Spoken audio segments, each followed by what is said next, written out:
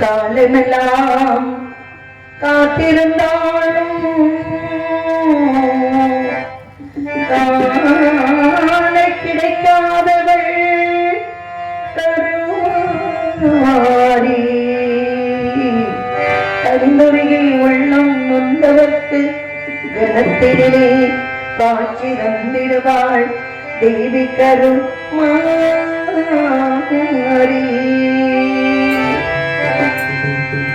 காலம் என்னும் தேரில் ஏறி கருமாறி நீ படுகையிலே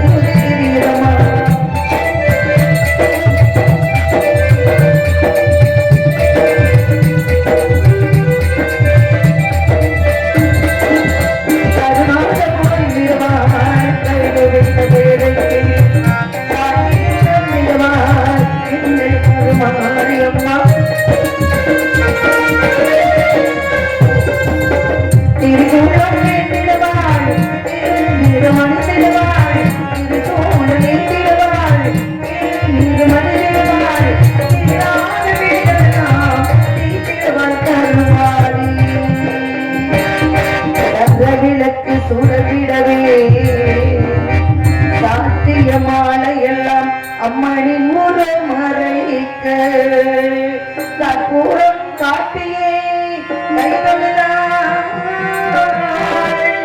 கண்டிருந்து பார்த்திடுவாள் இந்த மக்களை கருமாறி.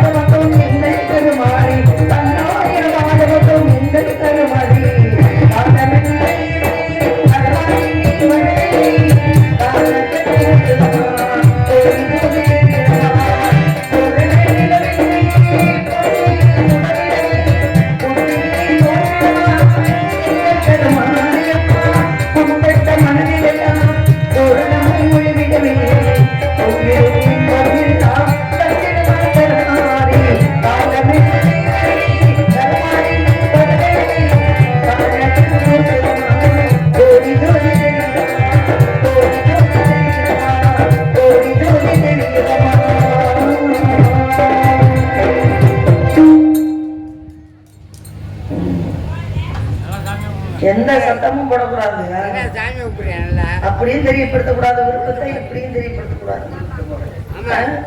3 பாடல் பாடி இருக்கிறேன். முருகனுடைய பாடல், மாரியாத்தா பாடல், சிவன் பாடல். நம்ம தெய்வ வழிபாடு பண்றத இந்த இடத்துல நம்ம உட்கார்ந்து இருக்கிறதே தெய்வத்துக்கு வழிபாடு செய்யறதுக்காகத்தான் இந்த இடத்துல உட்கார்ந்துருக்கோம். இந்த தெய்வங்களை வச்சு சண்டை போட்டுக்கிட்டவங்க, போடாதவங்க, பேசிக்கிட்டவங்க, பேசாதவங்க எல்லாம் இந்த கூட்டத்துக்கு முன்னாடி இந்த தெய்வத்துடைய சன்னதியில இந்த தெய்வத்துடைய மண்ணை உட்கார்ந்து புரண்டு எந்திரிச்சு வீட்டுக்கு அப்படியே எடுத்துட்டு போகணும். ஒரு துளி மண்ணாவது நம்ம வீட்டுக்குள்ள விழுகணும். அப்பேற்பட்ட இந்த தெய்வ வழிபாடு எதுக்கு செய்யறோம் அப்படின்னா, நம்ம ஊருக்குள்ள எல்லாத்தோடையும் நம்ம பேச மாட்டோம். சில பேர்கிட்ட பேசிக்கிட்டு இருப்போம், சில பேர்கிட்ட பேசாம இருப்போம். இந்த தன்னனை கும்மி கொட்டுறது, இந்த முளப்பாரி எடுக்கிறது, இந்த இறை வழிபாடு செய்யறதெல்லாம் எதுக்காக? பேசிக்கிட்டவங்க பேசாதவங்க எல்லாம் கை கொடுத்து ஒன்னா கும்மி தட்டிக்கிறதுக்கு தான். அப்ப என்ன ஆகும்? பக்கத்து வீட்டுக்காரி வரவை கொண்டு வந்து என்னுடைய இடத்துல போட்டிருக்கா அப்படின்னு சில பேருக்கு மனஸ்தாபம் இருக்கும். ஆனா தண்டனை இறைவன் வந்து முளைப்பாரி எடுத்து மாரியாத்தால வணங்கி கும்மி கூட்டும் பொழுது பேசிக்கிட்டவங்களும் பேசாதவங்களும் பக்கத்துல நின்று போயிடுவாளுங்க. அப்ப என்ன ஆகும்? இங்கன ஒரு தண்டனை கொட்டி அவகையில கொடுக்கணும், அவகிட்ட கொடுக்கணும், இப்படி ஒருத்தருக்கு ஒருத்தர் பேசிக்கிறது, மனஸ்தாபத்தை தீர்த்துக்கிறது. நம்மளாம் ஒரு ஊரை சார்ந்தவங்க, நம்மளாம் ஒரு இனத்தை சார்ந்தவங்க, மனித இனம் நம்மெல்லாம். அப்ப மனித இனத்துக்கு மட்டும்தான் 6 அறிவு, மரத்துக்கு 1 அறிவு, புழுப்பூச்சிக்கு 2 அறிவு, நீர்வாழ் இனங்களுக்கு 3 அறிவு, பறவைகளுக்கு 4 அறிவு, மிருகத்துக்கு 5 அறிவு, மனிதனுக்கு 6 அறிவு, பகுத்தறிவு என்று சொல்லக்கூடிய மனிதனுக்கு 6 அறிவு. இந்த 6 அறிவு படைத்த நம்ம என்ன செய்யணும் அப்படின்னா, வாழ்க்கையில எதையுமே நம்ம கொண்டு போறது இல்ல. நம்ம பாட்ட கூட்டங்கள்லாம் சாமி கும்பிட்டாங்க, இன்னைக்கு நம்ம சாமி கும்பிட்டு இருக்கோம். எதற்காக அப்படின்னா, அவங்க எல்லாம் எவ்வளவு கஷ்டப்பட்டு இந்த கோயில எடுத்து கட்டி இருப்பாங்க, இந்த திருவிழாவை இப்படிதான் கொண்டாடணும் அப்படின்னு உங்களுக்கு சொல்லிட்டு போயிருப்பாங்க. ஆனா பாருங்க, 2 லட்சத்துக்கு 1.5 லட்சம் 2 லட்சம் போட்டு ஆடல் பாடல் வச்சா எள்ளு போட்டா எள்ளு எடுக்க முடியாது, அவ்வளவு கூட்டம் இருக்கும். இந்த எள்ள ஃபுல்லா கூட்டம் இருக்கும். ஆனா இருக்கக்கூடியவர்கள் இந்த ஊர்ல போன வருஷமும் நாங்க வந்திருந்தோம், இந்த வருஷமும் வந்திருக்கோம். இவ்வளவு கூட்டம் இவ்வளவு சில ஊர்ல இருக்கிறதே கிடையாது. இது ரொம்ப மனசுக்கு திருப்தியா இருக்கு, உண்மையிலேயே சொல்றேன், ரொம்ப திருப்தியா இருக்கு. அப்ப அவ்வளவு கூட்டம், பசங்க எல்லாம் காணோம், இருக்கிறவங்க எல்லாம் பெரியவங்க உட்காந்துருக்காங்க. இதே ஆடல் பாடல்லாம் பசங்க உட்காந்துருப்பாங்க. அப்ப பசங்களுக்கும் நம்ம எவ்வளவு கஷ்டப்பட்டு இந்த இறை வழிபாடு செய்கிறோம், தெய்வத்தை எப்படி கும்பிடுறோம், எவ்வளவு கஷ்டப்படுறோம் அப்படின்றத எடுத்து சொன்னாதான் அதுக்கு நம்மளுக்கு அப்புறம் இதெல்லாம் நல்லபடியா கொண்டாடுங்க. இதெல்லாம் நம்ம வந்து சின்னவங்களுக்கு சொல்லி கொடுக்கணும். அதனால இந்த உலகத்துல நம்ம எதையும் கொண்டு போறது இல்லை, எல்லாத்தையும் வச்சுட்டு தான் போறோம். அதனால மனிதர்களுக்கு மட்டும்தான் சிரிக்கக்கூடிய தன்மை இருக்கின்றது, மனிதர்களுக்கு மட்டும்தான் விட்டு கொடுக்கக்கூடிய எண்ணம் இருக்கின்றது. எந்த பொருளும் யாரும் எடுத்துட்டு போறது இல்லை. அதனால நம்ம கொடுத்து பிறரை சிறைக்க வைக்கணும். பார்த்தீங்களா, பிறரை வந்து நம்மளால முடிஞ்சதை கொடுத்து உதவி பண்ற பாருங்களே, அது மாதிரி ஒரு சந்தோஷம். நம்ம கொடுத்து அவங்க சந்தோஷப்படுறாங்க அப்படிங்களா, அதை பார்த்து நம்ம சந்தோஷப்படுறோம். அப்ப அதுல எவ்வளவு சிறப்பு இருக்கு, எவ்வளவு நிம்மதி இருக்கு அப்படின்றத தெரிஞ்சுக்கிறதுக்கு, பல யோசனை எல்லாம் புரிஞ்சுக்கிறதுக்கு இறை வழிபாடு செய்கிறோம். மனஸ்தாபங்கள்லாம் இருந்தா விட்டு போகணும் அப்படின்னு. அதனால இந்த இடத்துல நம்ம வந்திருக்கோம், இறை வழிபாடு செய்ய வேண்டும் அப்படின்னா 3 பாடல் பாடியிருக்கேன். இந்த 3 பாடல்கள் எதுக்காக பாடுங்க அப்படின்னா, தெய்வத்தை மிஞ்சி எதுவுமே கிடையாது, தெய்வத்துக்கு அப்புறம் தான் காதல் கீதல் அப்படின்னா போய்கிட்டு இருப்போம். அப்ப தெய்வத்தை பத்தி பாடும்போது கூட இருக்கக்கூடிய சந்தோஷமா, ஒரு கலகலப்பா, ஒரு கைத்தட்டி ஆரவாரம் பண்ணலாம்ல. ஏன் அதெல்லாம் பண்ண மாட்டேங்கிறீங்க? எனக்கு என்னாலும் உட்கார்ந்துருந்தா இல்லைங்க, நான் ஒரு விஷயம் கேட்கிறேன். எனக்கு என்னாலும் உட்கார்ந்துருந்தா பக்கத்துல சரியா வாசிக்கலையா, வள்ளி சரியா பாடலையா, மைக் செட்டு சரியா போடலையா அப்படின்னு எங்களுக்கு ஒரு இது தோணும். அருமையான மைக் செட் ஒலிபெருக்கி அருமையா இருக்கு, இப்படி இருந்தா நான் பாடிக்கிட்டு இருப்பேன். அருமை அருமை அருமை, சந்தோஷம், மன சந்தோஷம். எப்படி பக்கமா பாடிக்கிட்டு இருக்கோம் இல்லையா? அப்படி உங்களுக்கு பிடிச்ச பாடல், பழைய பாடல் வேணுமா, புது பாடல் வேணுமா அப்படின்னு நாங்க பாடக்கூடிய பாடல்களை அது முடிஞ்சவனே நல்லா வேணும், கண்டிப்பா தட்ட வேணாம். எப்போதுமே நான் வந்து லஞ்சம் கேட்க மாட்டேன். நல்லா இருந்துச்சுன்னா அதை பண்ணுங்க. அப்ப நல்ல நம்ம பாடுறதுக்கு ரசிக்கிறாங்க அப்படின்னு தோணும், நல்லபடியா தொழில் பண்ண தோணும். எனக்கு என்னன்னு உட்காந்துருக்கீங்கன்னா என்ன ஆகுறது? எங்க அண்ணன் ஒரு கதை சொன்னான், என் பக்கம் வந்தால அந்த நாட்டு சந்திச்சோம், அப்ப ஒரு கதை சொன்னான். நானும் ஒரு நாள் நாளத்துக்கு போயிருந்தேன், பார்த்தா கூட்டம் சரியான கூட்டம். நாங்களும் ஆடி பாடிக்கிட்டு பொழுதனைக்கு இருக்கிறோம், ஒருத்தர் கை தட்டல. விடிஞ்ச 5 மணிக்கு பாக்குறோம், எல்லாம் செம்பரியாடி கூட்டுக்கிட்டியா உட்காந்துருக்கு. செம்பரியாடு கடையில போய் நாடகத்தை போட்டிருக்காங்க அப்படின்னு காமெடிக்கு சொல்லுவாங்க. அது மாதிரி நம்ம வந்து மனிதர்கள். அப்ப என்ன பண்ணணும்? கலைஞர்களை கூட்டி வந்து, நீங்க யாரு, எங்களை கூட்டிட்டு வந்து நீங்க பாடணும், பேசணும், நடிக்கணும் அப்படின்னு நீங்க உங்களுடைய அனுமதியோட நாங்க வந்திருக்கிறோம். அப்ப நாங்க நல்லா பண்றோமா பண்ணலையா அப்படின்றது நீங்க கைதட்டு மூலியமா எங்களுக்கு தெரியப்படுத்தணும். அப்பதான் அது நல்லா இருக்கும். ஆகையினாலே முருகப்பெருமான் வர வேண்டும், வள்ளிக்கு மணமாலை தர வேண்டும். எப்பொழுது வருவார், எப்பொழுது வருவார் என்று வழி மீது விழி வைத்து காத்துக் கொண்டிருக்கின்றேன். ஏவலையை நான் பார்க்கிறேன். எடுத்துறீங்களா?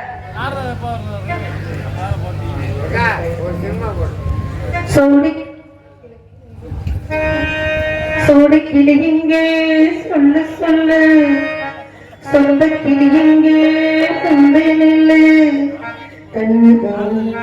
கண்ணி கிளியா காத்து கிடக்கு கண்ணோரங்கம்மா, பட்டு கிளியிட தொட்டு கொள்ளு, தொட்டு கலந்தூரமிட்டு சொல்லு, சோடி கிளியே சொல்லு சொல்லு, கிளியே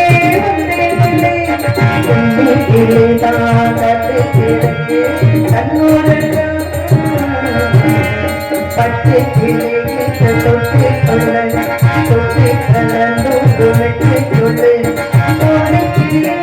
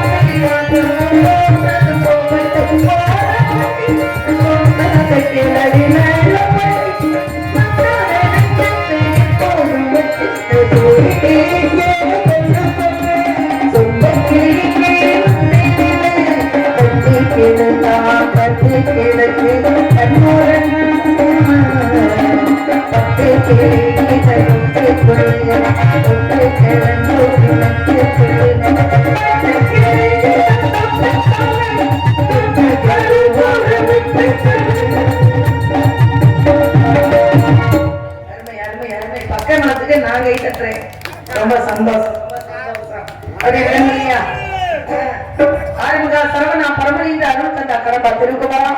வானவர் குறை தீர்த்த வடிவேலா சூரவதை செய்ய வந்த சுப்பிரமணியா சண்முகா சராச்சர சக்திமைந்தா சங்கரன் புதல்வா முத்தமிழ் இறைவா ஐங்கரன் பெண்வந்த அன்பு முருகா அறுவர் அருள்பால் இந்த கார்த்திகேயா.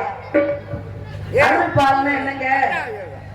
தாய்ப்பால் கொடுக்கணும் பிள்ளைங்களுக்கு, அப்பதான் நோய் நொடி வராது அப்படின்றது முக்கியம். அரசாங்கமும் சொல்லுது. எங்களை கொண்டு என்ன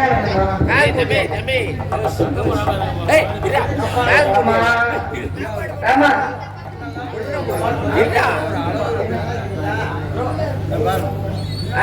ஐயா கம்முன்னு நீங்க இருங்க கம்முன்னு திருமுடி தாங்கி ஒரு மனதாகி குருவினமே உண்டோ இருவினை தீர்க்கும் யமனையும் வெல்லும் திருவடியை காணவல்லோ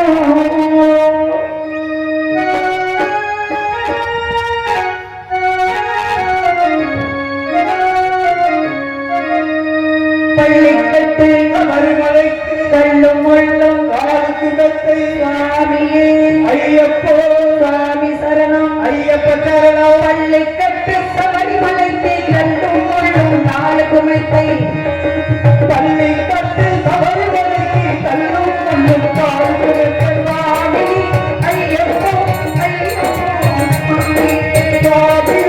சுவாமி ஐயப்போ ஐயப்போ தெய்வம் சுவாமி கற்பூர தெய்வம் சுவாமி தெய்வம் சுவாமி கற்பூர தெய்வம் சுவாமி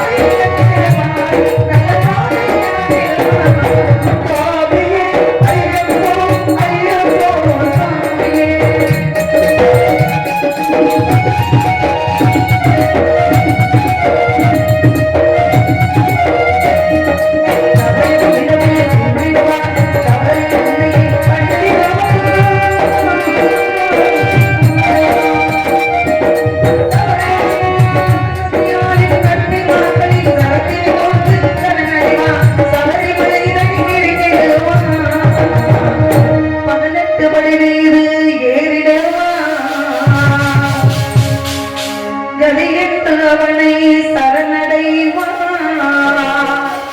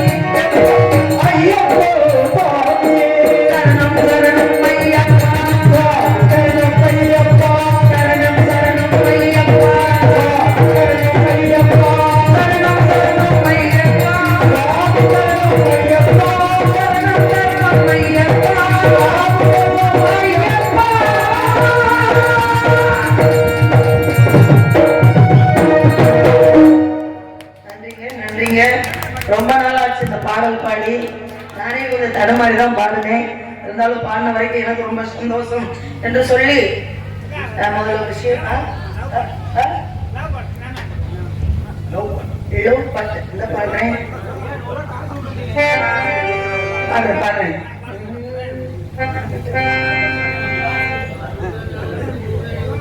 நான் முருகனை காதல் பண்ண போறேன்ல, இதுங்க முருகனை கும்பிட்டு காதல் பண்ணணும். அதனாலே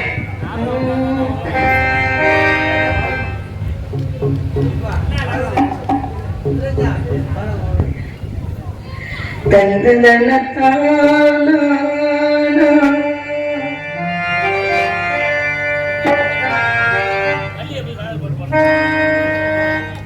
சிறு கூட்டுல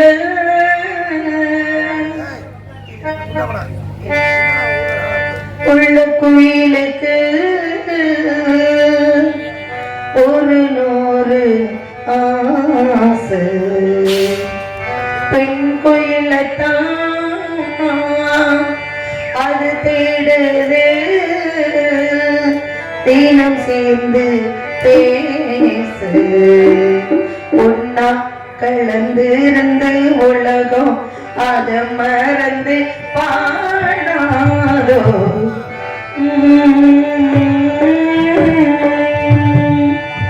சிறு கூட்டில உள்ள கோயிலுக்கு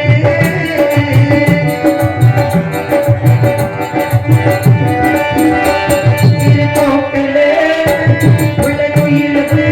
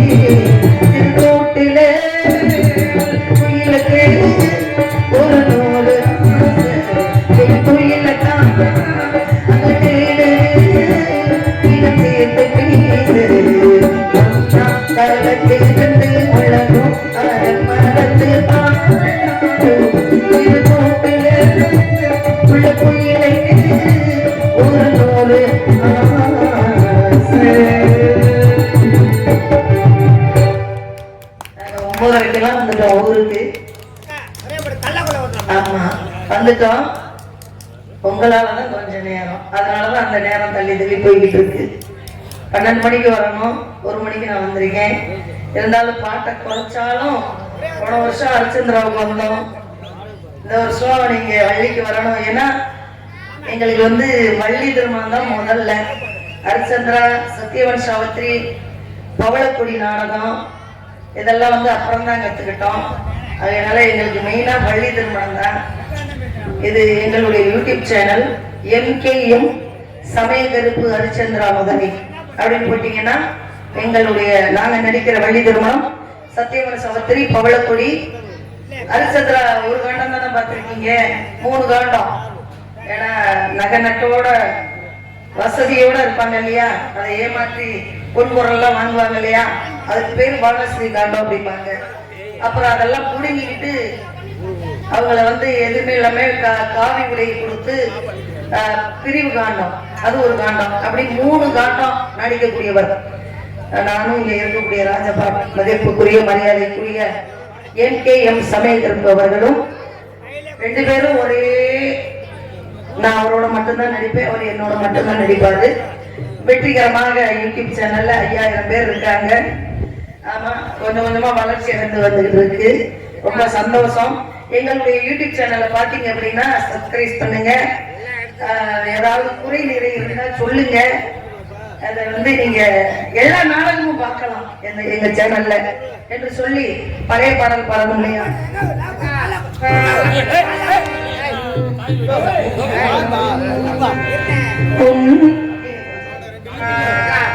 உன்னை ஒன்று கேட்பேன், உண்மை சொல்ல வேண்டும். நிறைய பாடலாம், நேரம் ஆயிடுச்சு, அதனால இந்த பாட்டோட உன்னை ஒன்றை கேட்பேன், உண்மை சொல்ல வேண்டும். என்னை பாட சொன்னார், என்ன பாட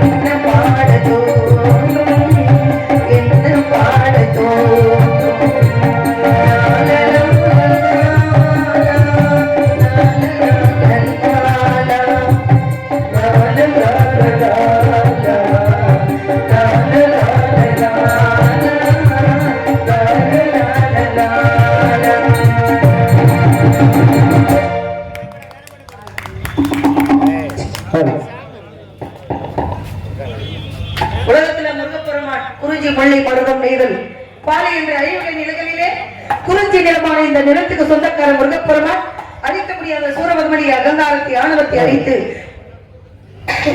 பயிராகவும் சேவலாகவும் வைத்துக் கொண்டு தனிகையிலே அமர்ந்து கொண்டிருக்கின்றார். கோபத்தோடு இருக்கக்கூடிய முருகப்பெருமானுக்கு செந்தனி என்று சொல்லக்கூடிய முழுமையான தானியத்தை பயிர் செய்திருக்கின்றோம். அதை அறுவடை செய்து முருகப்பெருமானுக்கு படைத்தோம் என்றால் மனம் குளிர்ந்து மக்களுக்கு காட்சியளிப்பார். இந்த வள்ளிக்கும் என்னை சார்ந்தவர்களுக்கும் காட்சியளிப்பார் என்ற ஐதீகத்தின்படி நம்பிராஜனுக்கும் நங்கை என்னுடைய விவரத்தை சொல்ல வேண்டியதில்லை, உங்க மூலமாக நான் மறந்து பாருங்க. நம்பிராஜனுக்கும் நங்கை மோகினிக்கும் வளர்ப்பு மகளாக பிறந்து கானம் பாடி கொண்டிருக்கின்றேன். முருகப்பெருமானை காணவில்லை என்று தேடிக் கொண்டிருக்கின்றேன். இங்க பாருங்க, சொல்லிக்கிட்டே இருக்க வர்றாரு பாருங்க. அங்க பாருங்க, அங்க பாருங்க, அந்த கோயில் செவர் இருக்கு பாருங்க, அந்த இடத்துல மறைந்து இருந்து பாக்குறாரு. மறைந்து இருந்து